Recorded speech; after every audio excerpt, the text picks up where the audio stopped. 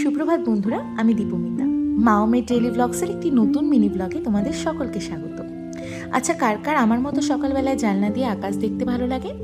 আজকাল এই গরম জল এবং আমলা জুস দুটোই কিন্তু আমার ডেইলিকার রুটিন হয়ে দাঁড়িয়েছে ঘুম থেকে উঠেই। তারপর ওয়ার্কআউট করে আমি প্রোটিন পাউডার নিয়েছিলাম।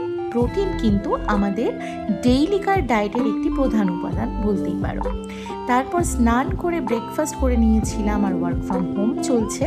এর মুহূর্তেই দেখি আকাশ কালো করে এক পশলা বৃষ্টির আগমন। দুপুরে খেয়েছিলাম ব্রাউন রাইস, তার সাথে মাছের মাথা দিয়ে লাউ ঘণ্ট, আর তার সাথে ছিল চিকেন কষা। সন্ধেবেলায় না খুব কাজের চাপ বেড়ে গিয়েছিল, তাই শেষে চা বানালাম আর ড্রয়িং রুমে নির্ঝুমভাবে একা বসে একটু চা এনজয় করছিলাম।